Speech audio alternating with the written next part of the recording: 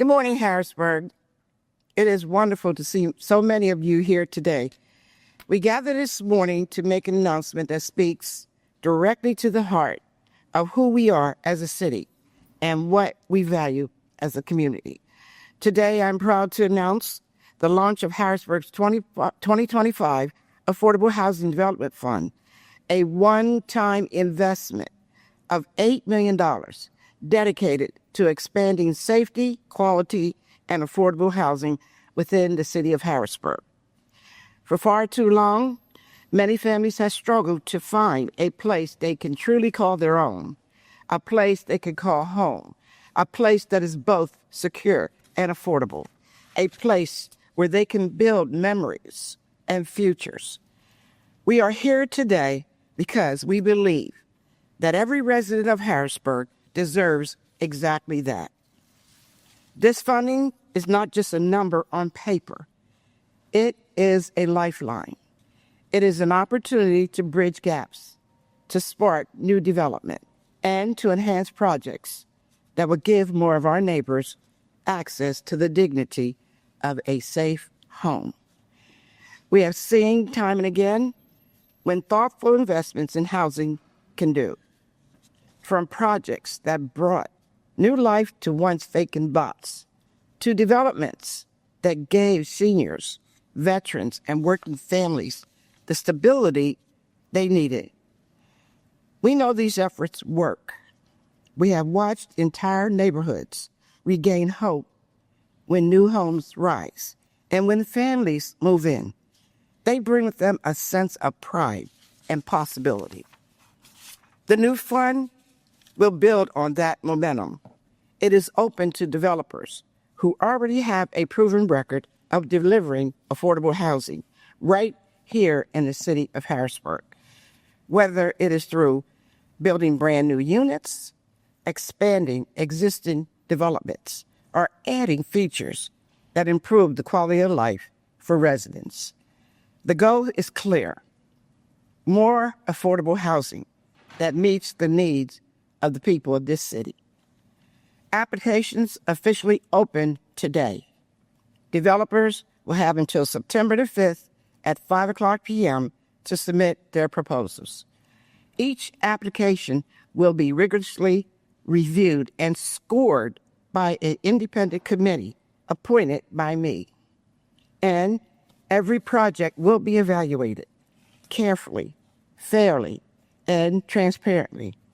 Only the strongest, most viable projects, those that truly align with our vision for Harrisburg, will move forward. Now, this is not just about bricks and mortar. It is about creating communities where children can thrive, where seniors can age with dignity, and where working families can finally have peace of mind knowing they have a safe, stable place to rest their heads each and every night here in the city of Harrisburg. I don't know about you, but I'm excited. I'm hopeful, and I believe we will have strong candidates who step forward to do the work in our city so urgently needed. Harrisburg has always been a city of resilience and determination. With this investment, we are making it clear we will not stop until every resident has a fair shot at a safe, affordable place to call their home. So now let us move forward together, stronger, braver, and more committed than ever to building the Harrisburg our residents deserve. Thank you, and I look forward to the incredible projects this fund will bring to life. Now, Sam Sikowski, my business administrator, will answer any questions you might have. Thank you. Thanks, Sam.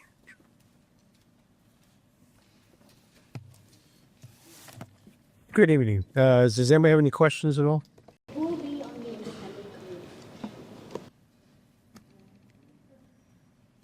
Well, I think she has two of the three named, and that's will be Doug Hill, former County Commissioners Association Executive Director, and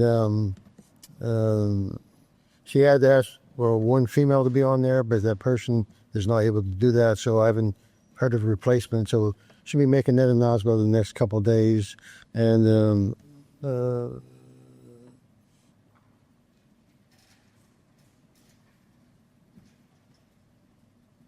had Doug Hill on there, and who was the? Doug Hill is one of the individuals, and we had two others. They haven't committed yet, so we don't want to give their name until they're firmly committed. Okay. I can just give the one name for now. So we shouldn't be announcing the other ones in the next few days. So sorry about that. All right, next question. Any question? How will the money be dispersed? Well, it'll be done by a contractual agreement, and it'll be done on a grant basis. And it would depend on how much that would be. Would depend on the particular project that's going to be awarded that grant. So how many people do you think this will help? I don't know. It could be 8, could be 10, 12. I have no idea, because it depends how many people respond to it. And I think how much they get would be depending on how many you have. The smaller the number, the larger the amount you might be able to get. The larger the number, the smaller amount you'll get. So we just don't know that answer yet, because, obviously the application process just started today. So Do you mean 8 to 10 developers, or? that's just speculation on my part. It could be 8 or 10, could be 12, could be 6. We really don't know for the next couple of weeks. Where is this $8 million coming from? Where are the funds coming from? Well, it was originally from the ARPA funds that we'd received, and through Act 5, I think, of 2023, Council appropriated money for that project. We actually transferred that to the general fund. We used the ARPA money to pay down salaries. And so the ARPA money itself is spoken for. It's already spent out.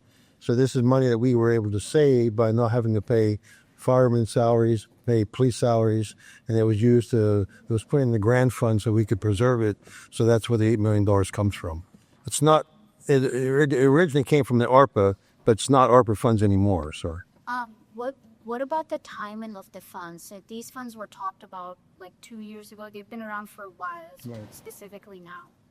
Well, it takes a while to set up the administration of that. I mean, $8 million is a lot of money. So we finally got the administration, and it's the final stages of getting a 3-member board appointed. We have 1 member waiting for answers from 2 other ones to see whether they accept or not. So we can't release their names until they officially accept. So it takes a while to get that done. And I mean, the mayor's first term has been focused on affordable housing. I think she has a tremendous track record on delivering affordable housing. This is just sort of a cap on that. So developers have like a month or so to get the applications. Is that right? More like a couple of weeks. What's the deadline again? I think it's the 15th of this the 5th. I'm sorry, the 5th of September. So it'll be about. Well, I guess it would be about a month. Okay, so in that case, that's really going to favor developers that have shovel-ready projects, I assume, because you need to have plan in place for your apply for money. Right, but to be realistic, they've known about this for a couple of years, so they should have been working on this and getting plans during that 2-year period that the money was appropriated. So it's not a secret. I know it's been talked about in council meetings many times. So it's not a surprise it's coming out of the blue. It's actually, we've had a 2-year run up to this. So they should be well along the lines of getting something done. How many affordable housing projects are currently pending with the city? Because I saw the application and it says that those projects could apply for these funds. They can. I don't know the exact number of that. That's something you'll have to ask the planning director. So that would be Jeff Knight. Yes. So I don't know the exact number, so I don't want to give you a number and be inaccurate. So if you want that number, I would check with him and ask, okay? How are you going to make sure that all of these projects get finished? Well, there'll be a contractual agreement in place with checks and balances, and we'll have a way to know that those projects are being done. I think they'll be released. The money we've released over multiple periods, so it may be some upfront money and money as the work is being done. So it'll be like a progress requirement. So the money's not going to be released all to one time, and the final bit of money won't be till the project nears completion. So.